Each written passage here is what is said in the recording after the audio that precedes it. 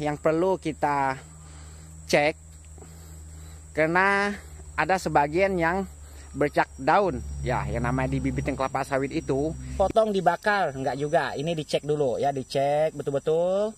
Setelah bersih ya, ini bisa teman-teman potong pakai gunting ya, bisa, supaya tidak menyerang lagi. Bila perlu dibuang jauh-jauh daun yang seperti ini. Nah, ini nanti saya akan potong. Coba saya ambil gunting. Jangan sayang, itu akan bolong itu ya, akan bolong daunnya. Selamat pagi, saya ucapkan salam kepada para sahabat petani kelapa sawit mandiri. Nah, kali ini saya sedang berada di lokasi pembibitan kita. Nah, ini bibitan kita ini sudah berusia 5 bulan lebih pada hari ini. Nah, jadi tadi pagi kita sedang melakukan kegiatan penyiraman. Itu kita lakukan sekurang-kurangnya 2 atau 3 kali dalam 1 minggu ketika tidak ada cuaca hujan. Nah, jadi pembahasan kita pada hari ini ya, kali ini saya sedang tunjukin kepada teman-teman tentang bibit yang terserang oleh hama dan ada yang memiliki daun yang bercak-bercak. Nah, jadi untuk teman-teman, jika teman-teman menemukan daun bibit teman-teman ada yang bercak ya, jadi teman-teman jangan langsung ambil kesimpulan. Ada baiknya dicek terlebih dahulu, dicek. Nah, jadi apa yang harus dicek nanti akan saya tunjukin kepada teman-teman. Kebetulan saya ada contoh di lapangan ini, ada beberapa jenis bercak daun itu yang perlu kita amati. Nah, jadi untuk teman-teman nanti akan saya tunjukin sedetail-detailnya. Jika teman-teman belum menemukan apa penyebabnya yang namanya terserang oleh bercak daun. Oke, sekarang akan kita balik posisi kamera supaya lebih detailnya. Nah, ini saya tunjukin di bagian yang agak lumayan bagus ya, karena di usia seperti ini memang laba agak keriput-keriput ya, tapi itu tidak masalah. Itu dia akan membentuk daunnya dan akan mulai pecah, maka dia jadi seperti ini. Nah, jadi untuk teman-teman tidak usah khawatir kalau usianya sekitar 5 bulan jadi seperti ini. Nah, jadi yang perlu kita atasi ya, yang perlu kita cek, karena ada sebagian yang bercak daun ya, yang namanya di bibitan kelapa sawit itu pasti ya. Di antara misalnya 100, 2-3 pohon itu biasa, apalagi udah sebanyak ini ya. Nah, tentu banyak. Nah, yang pertama saya akan tunjukin di bagian yang seperti ini. Nah, yang seperti ini dulu ya. Ini namanya bercak daun juga, bahkan bolong. Kenapa bisa begini? Kalau jenis yang seperti ini, dia itu pernah putus akarnya dan mungkin juga akarnya tuh pernah tergigit. Nah, jadi teman-teman cek di bagian akarnya ya. Nah, jadi teman-teman jangan langsung ambil kesimpulan begitu ada bercak daun langsung pakai fungisida. Itu artinya langsung ambil kesimpulan dan ditelan mentah-mentah, tidak melalui proses ya. Nah, tentu kita seperti apa bang prosesnya ya, tentu kita sortir ya, kita simak, kita teliti. Nah, ini yang satu masalah yang dikatakan teman-teman bercak daun. Nah, ini ada contoh sisa 1 pohon ini ya. Ini kalau jenis bercak daunnya seperti saringan teh, nah seperti saringan teh seperti ini ya. Maaf, kamera ini mungkin agak kurang terang karena ini berlawanan arah. Nah, dia agak seperti kain ya. Nah, jika teman-teman menemukan jenis bercak daun yang seperti ini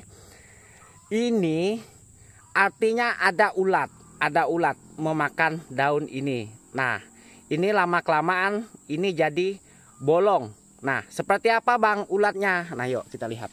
Tadi itu habis saya bunuh ya, saya pencet. Ini sisa 1 ekor ya. Tuh seperti ini ulatnya ya. Ya. Seperti ini. Lalu kita matikan seperti ini. Kalau yang seperti ini tadi, kalau teman-teman tidak ada alat pemotongnya ya, teman-teman cukup diginikan, diseret seperti ini. Nanti dapat ini telurnya ya. Ini udah saya matikan tadi. Ini banyak bertukuk dia di daun yang seperti ini tadinya. Ya, seperti ini. Ada yang bilang dipotong dibakar, enggak juga. Ini dicek dulu ya, dicek betul-betul. Setelah bersih, ya ini bisa teman-teman potong pakai gunting ya. Bisa supaya tidak menyerang lagi. Bila perlu dibuang jauh-jauh daun yang seperti ini. Nah, ini nanti saya akan potong. Coba saya ambil gunting. Jangan sayang. Itu akan bolong itu ya, akan bolong daunnya. Nah, jadi tidak perlu disayangkan. Kita ambil gunting. Maaf nih tidak ada yang tukang pegang kamera. Daun yang mana tadi? Yang ini tadi. Nah, seperti ini ya. Seperti ini. Ini kita potong. Ini kita potong. Lagi pula ini dibiarkan, ini bolong ya. Nah, ini kita buang jauh-jauh. Mungkin ada anak-anaknya masih hidup di bagian daun itu, ya maka ini kita buang jauh-jauh. Bila perlu dibakar ya, tapi tidak harus dibakar terlalu kejam ya. Dibuang jauh-jauh pun tidak apa-apa ya. Nah, jadi itulah yang saya katakan jenis bercak daun yang perlu diamati ya. Jangan langsung ambil kesimpulan, langsung prus fungisida. Itu tidak akan menyelesaikan masalah ya. Nah, yuk kita cek di bagian yang betul-betul yang namanya bercak daun seperti apa. Kita lihat dulu. Karena ini sebagian ada yang dimakan lalat juga daunnya ya, tapi tidak apa-apa ini. Karena mana yang segar hijau ya itu yang dilalap hama ya, hama penggelek daun ya, tapi menurut kita itu tidak masalah asalkan itu kita kendalikan pakai semprot ya di sore hari. Nah, yang seperti ini. Yang putus-putus seperti ini ya. Tunggu dulu, kita cari yang agak mudah dilihat ya. Seperti ini misalnya ya, seperti ini. Ini teman-teman tidak usah khawatir. Ini boleh dipotong, dibuang saja. Ini aman ini. Ini bukan penyakit, benar-benar penyakit ini.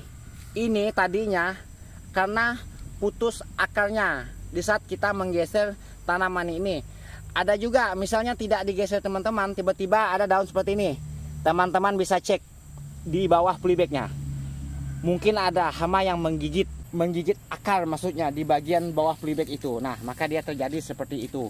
Nah, setelah itu ini yang baru benar disemprot pakai fungisida. Nah, ini kita potong ya. Kita potong. Nah, ini tidak ada fungsinya. Tuh, ini bersih daunnya ya.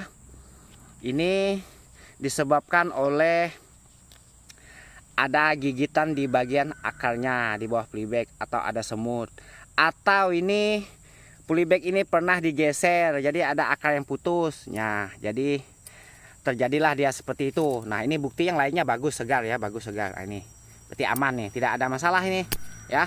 Jadi tidak harus dikit-dikit jeder pakai fungisida, dikit-dikit jeder pakai pembasmi semut. Tidak semuanya ada semut. Nah, ini kalau ketemu kayak gini kita potong, kita buang ya. Nah, ini solusinya ya. Nah, kita buang. Nah, itu tidak ada fungsinya karena daun yang paling bawah. Nah, jadi seperti itulah contoh perawatan yang wajib dilakukan untuk pembibitan, di bibitan kelapa sawit maksudnya ya, di usia seperti ini. Karena usia seperti ini rawan sekali yang namanya terserang oleh hama, digigit oleh hama. Apalagi yang hijaunya, hijaunya itu kan sangat renyah ya, sangat renyah. Jadi yang namanya hama itu dia doyan sekali sama yang namanya hijau ya. Nah, itu makanya kita sering-sering mengecek. Jadi bila perlu lakukan pengecekan di sore hari. Jadi kelihatan apa hamanya yang ada dan menggigit daun yang ada di sekitar bibitan ini. Nah, jadi seperti itulah contoh penyakit-penyakit dan serangan yang sering terjadi di pembibitan kelapa sawit. Oke, sampai di sini dulu videonya.